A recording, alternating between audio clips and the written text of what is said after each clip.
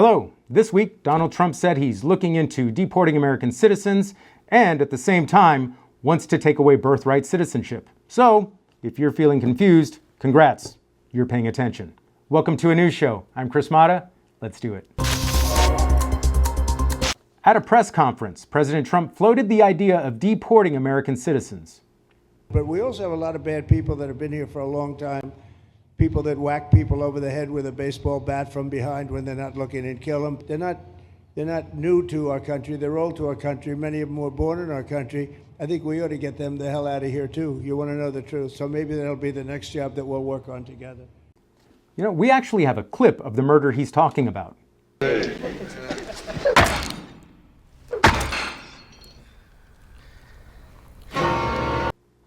He got it from a movie. He actually thought we wouldn't catch that. So the president's new immigration policy is literally, I saw it in a movie once. Hope he doesn't watch Frozen, or we're gonna have ice everywhere. Literally.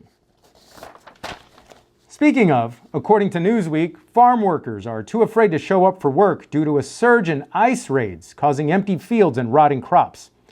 So basically, ice found a way to rot your kale before you could. Ice has finally given you an excuse to tell people, yeah, I was gonna eat healthy, but you know, national security. And that joke was brought to you by school lunches, because who needs fresh produce when you've got 40 years of rectangle pizza? The House has passed President Trump's One Big Beautiful Bill, which makes the 2017 tax cuts permanent, and it dramatically cuts spending on programs like Medicaid and SNAP, while increasing money for deportations, border security, and the military. Money for bombs, never for lunch programs, because the government knows you can't riot on an empty stomach. This week, the Supreme Court ruled that lower courts can't block federal immigration policies. President Trump believes the ruling will help crack down on anchor babies, or as he privately calls them, his dependents. In other news, after nearly a decade of toxic water, disease, and death, officials in Flint, Michigan say they've finally finished replacing all the city's lead pipes. Now, it's worth mentioning, Flint is a predominantly black city. So when asked how the state could let something like this happen, officials basically shrugged and said, hey, it's not like we could get a Hurricane Katrina to handle it for us. What, too soon? Let's try too predictable. Get ready for wedgies at bus stops, because Tennessee has just passed a law that lets the state suspend a teen's license if they're caught bullying. Now, if a bully has to walk everywhere, they're still a bully, but now with giant calves. Look, if the plan is to make bullies more ripped, I can't wait to see your anti-murder program. But sure, take their car. They'll just wait for you by your locker forever. The P Diddy trial came to an end this week. Despite dozens of witnesses and a mountain of evidence, government prosecutors couldn't get him on sex trafficking or racketeering. He was only found guilty of transporting for prostitution. They've already written a book about it. We should have just said he was Mexican. It's the 4th of July, or as insurance companies call it, Black Friday for fingers.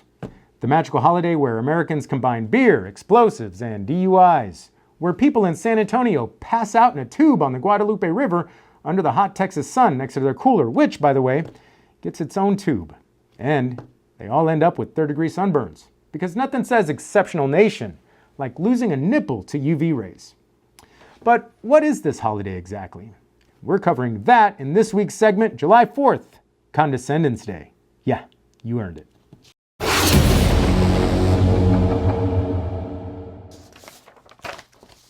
Let's cut to the chase. The 4th of July is special because it's the day in 1776 when the Declaration of Independence was signed. I would tell you what the Declaration of Independence means, but why would I do that when our president has already done so very eloquently? And of course, you have the Declaration of Independence. What does it mean to you? Well, it means exactly what it says. It's a declaration. It's a declaration of unity and love and respect, and it means a lot, and it's something very special to our country. Ah, yes, truly, words to etch in marble. So beautiful. Almost brings a tear to your frontal lobe, if you knew where it was. So while we're out this holiday weekend lighting fuses and overcooking hot dogs, it's worth remembering what this holiday actually celebrates. Despite what the president clearly guessed, the Declaration of Independence isn't love, unity, and respect. It's the exact opposite. It was a breakup letter to King George III, written by a bunch of smug farmers and smugglers, telling him and the world they were done paying taxes to a distant king who didn't give them a voice. Which, must have been exhausting, all that reading. And let's be clear, back then, these men, Benjamin Franklin, Thomas Jefferson, Samuel Adams, etc., weren't called heroes to the British Empire. They were violent radicals. They were smugglers, traitors, the 18th century version of terrorists. They tarred and feathered tax collectors. They dumped an entire shipment of tea into a harbor to protest corporate tax deals. If it happened today, we'd probably slap them on a no-fly list and run ads calling them domestic extremists. But sure, tell me again how you're the real patriot because your lawn has 4 flags. Interesting though, history has a funny way of sanding off the sharp edges. Now we call them founding fathers. We carve these people into mountains and name overpriced neighborhoods after them, all while forgetting their real gripe was a government that ignored their rights and let wealthy elites tighten the screws on everyone else. Sound familiar?